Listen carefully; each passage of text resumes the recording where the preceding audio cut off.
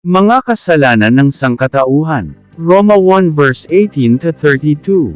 Nahahayag mula sa langit ang puot ng Diyos laban sa lahat ng kalapastanganan at kasamaan ng mga taong dahil sa kanilang kasamaan ay hinahadlangan ang katotohanan.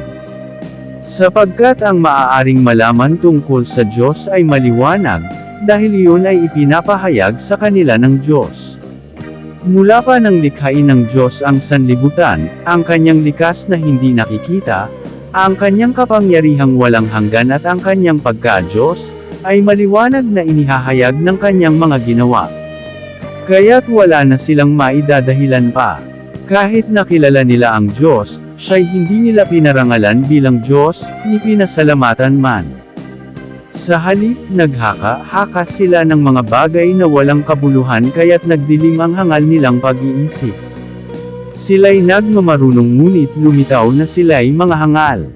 Tinalikuran nila ang kaluwalhatian ng Diyos na walang kamatayan, at ang sinamba nila'y mga larawan ng mga taong may kamatayan, ng mga ibon, ng mga hayop na lumalakad, at ng mga hayop na gumagapang. Kaya't hinayaan na sila ng Diyos sa kanilang maruruming pagnanasa hanggang sa hindi na nila mapigil ang paggawa ng kahalayan sa isa't isa. Tinalikuran nila ang katotohanan tungkol sa Diyos at pinalitan ng kasinungalingan. Sinamba nila at pinaglingkuran ang mga nilikha, sa halip na ang lumikha, na siyang dapat papurihan magpakailanman. Amen. Dahil dito'y hinayaan sila ng Diyos sa mahahalay na pagnanasa. Ayaw nang makipagtalik ng babae sa lalaki ayon sa likas na kaparaanan, at sa halip ay sa kapwa babae sila nakikipag-ugnayan. Ganoon din ang mga lalaki, ayaw na nilang makipagtalik sa mga babae ayon sa likas na kaparaanan, at sa kanilang kapwa lalaki sila nahuhumaling.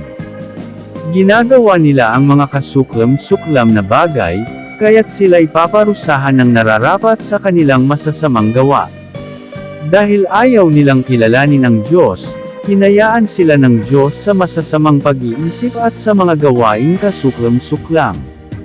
Naging alipin sila ng lahat ng uri ng kasamaan, kabuktutan, kasakiman, maruruming pag-iisip, pagkainggit, pagpaslang, pagtatalo, pandaraya at masasamang hangarin. Sila'y naging mahilig sa tsismis, mapanirang puri, nasusuklam sa Diyos, walang pakundangan, mapagmataas, mayayabang, mapagkatha ng kasamaan, at suwail sa magulang. Sila'y naging mga hangal, mga taksil, mga walang puso, at di marunong lumingap sa kapwa. Nalalaman nila ang utos ng Diyos na karapat-dapat sa parusang kamatayan ang mga gumagawa nito. Gayunman, hindi lamang patuloy sila sa paggawa nito kundi sumasang-ayon pa sila sa mga gumagawa rin ng mga ito.